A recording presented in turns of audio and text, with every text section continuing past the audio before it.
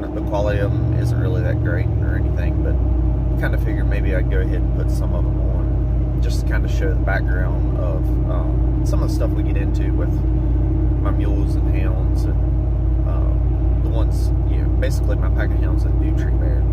So, but towards the end of this, I'll jump back in and say a few more things. Well, our day typically gets started, a good bit before daylight, but this is the point where we actually start letting the hounds out and hunt. Usually we're on the mules, the horses, and just kind of free casting the hounds.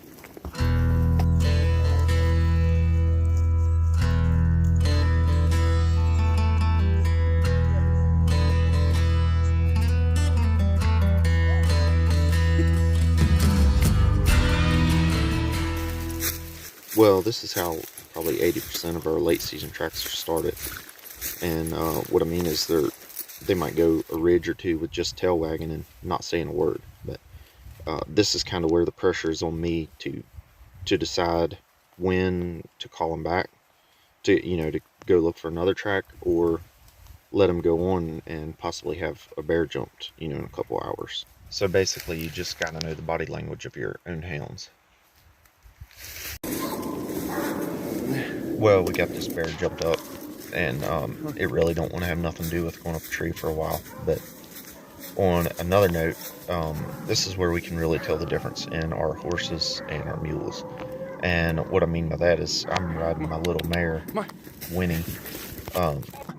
She's just not got tired, but my buddy, which is on my mule, Cletus, as long as that bear walks, he can just stay right with it.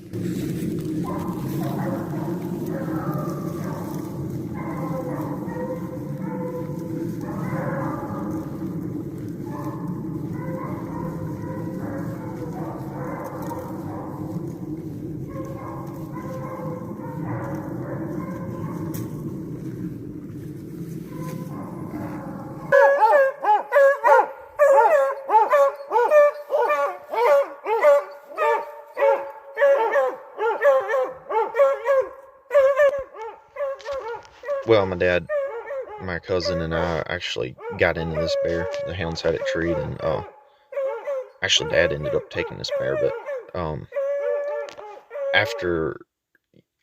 usually after we get in this situation, then I'll take the hounds back to the truck, depending on where we are, and I'll usually grab up my cadaver bag, which we put the bear in.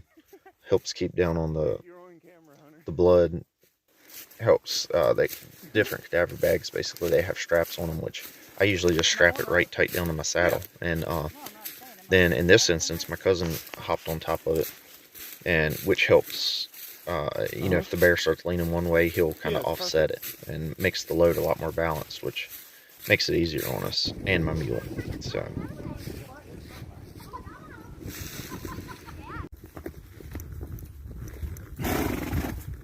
Minnie, wait. Jenny, Dottie.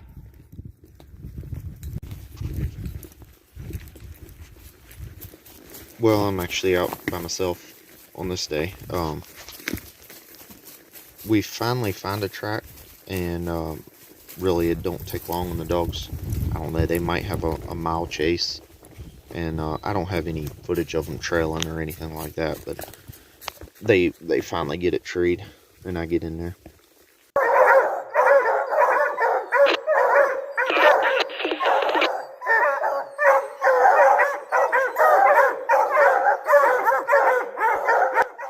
Well, this ended up being just a small bear, which is fine with me. I mean, I was by myself and usually just treating for him anyway, but one of my young red tick pups, I'm really tickled with. I know probably other houndsmen can relate, but that's the one on the inside there now. She's only 9 months old and making all my trees and starting to trail a little bit, so that makes for a good day.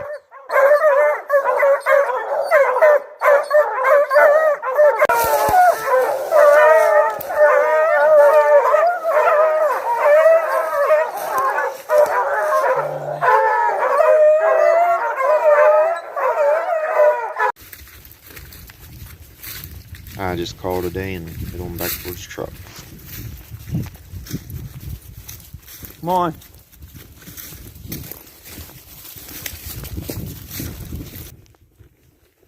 well, we're out on this morning trying to find a decent track, but we end up having to put on a track from roughly a day and a half before, about 40 hours old, that we confirmed. But which it's not too big of a deal if the snow's laying right and the conditions are okay.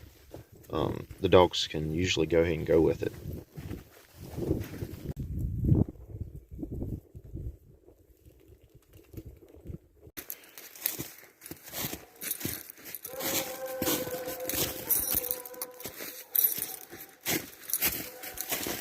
Well, I have a good team of hounds that they work together pretty good. You know, some of them drift pretty wide looking, you know, when they make a lose.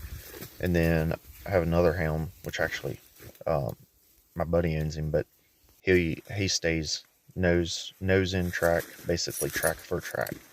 And what I say is he don't drift none. He wants to go piece by piece, unless one of the other hounds tell him they found it ahead. So they make a pretty good team in tracks like this. But it's still, you know, a day and a half old, so a bear can cover a good bit of country. We actually don't jump this bear till roughly 9 miles later, and a good many hours, but we finally get him jumped up.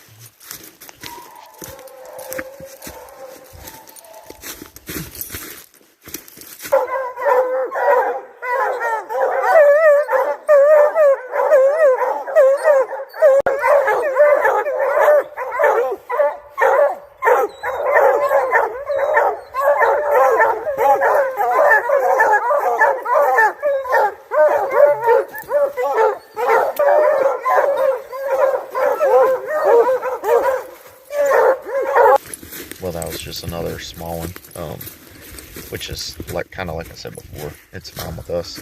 We'd just as soon trim and free them and be able to run them again another day.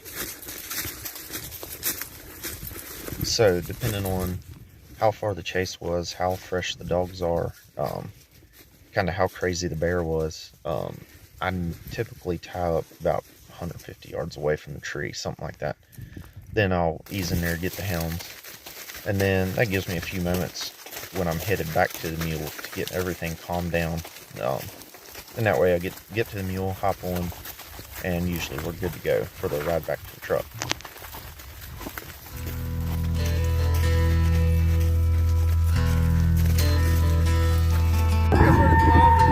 Look at the dogs riding.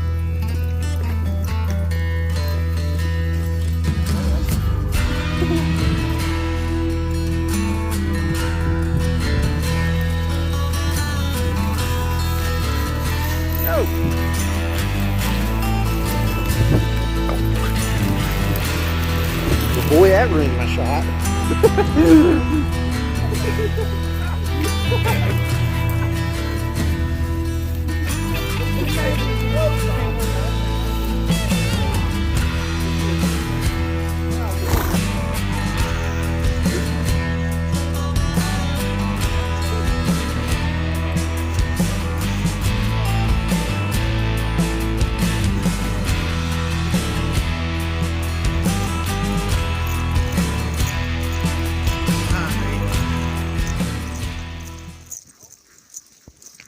Well, this was, I believe, the last day of the hunting season, and we actually didn't even find a track, but it really don't even break the ice in just some of the pickles or some of the spots that you get into with the horses and hounds.